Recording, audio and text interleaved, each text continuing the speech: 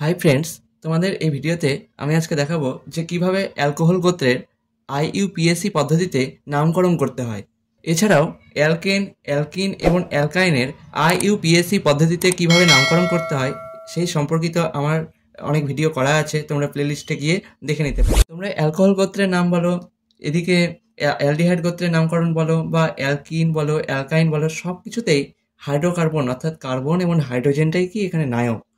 সুতরাং IUPAC পদ্ধতিতে alcohol গোত্রের নামকরণ করতে গেলে মূল হাইড্রোকার্বন শৃঙ্খলের নামের পর OH মূলকটিকে যথাযথ সংখ্যাসহ অল শব্দ দ্বারা প্রকাশ করে অ্যালকোহলের নামকরণ করা হয়। OH মূলকটা থাকবে এবং IUPAC নামকরণ করতে গেলে অল শব্দটা যোগ করতে হবে। তোমরা গঠন দেখতে পাচ্ছ যে CH3OH, তাহলে CH3 এটা কি হাইড্রোকার্বন অংশ, আর এবং OH-টা কি, এটা একটা মূলক। সুতরাং CH3OH এর সাধারণ নাম হচ্ছে মিথাইল অ্যালকোহল। মিথাইল কেন? কারণ যখন CH4 ছিল অর্থাৎ মিথেন ছিল, তখন সেখান থেকে একটা হাইড্রোজেন রিপ্লেস করে গিয়ে CH3 তৈরি হয়েছে, অর্থাৎ মিথাইল যাকে আমরা বলছি। সুতরাং CH3OH মানে মিথাইল অ্যালকোহল। তার IUPAC নাম কি হবে? একটা কার্বন থাকার জন্য আসলো মিথেন, যোগ বলেছি অল শব্দটা যোগ করতে হবে, যোগ অল ইকুয়ালস টু হলো মিথানল। অনুরূপভাবে তোমরা নেক্সট গঠন দেখতে পাচ্ছ যে CH3CH2OH, যাকে আমরা বলছি ইথাইল অ্যালকোহল।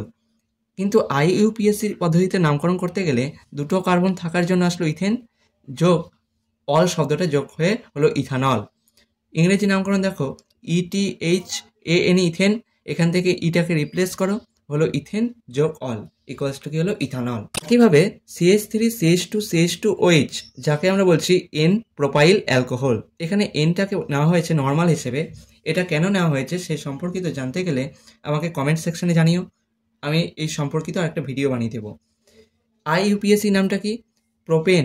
কেন প্রোপেন? কারণ তিনটা কার্বন থাকার জন্য আসলো প্রোপেন যোগ অল ইকুয়ালস টু প্রোপানল। বা আমরা বলতে পারি প্রোপান 1 অল। কেন প্রোপান?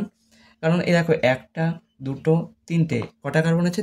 তিনটে কার্বন থাকার জন্য প্রোপান, এবং 1 নম্বর কার্বনের সঙ্গে যেহেতু OH মূলকটা যুক্ত আছে ওই জন্য 1 আসলো, আর যেহেতু অ্যালকোহলের নামকরণ করছি সুতরাং অল আসলো, তাহলে প্রোপান 1 অল বলতে পারি বা প্রোপানল বলতে পারি।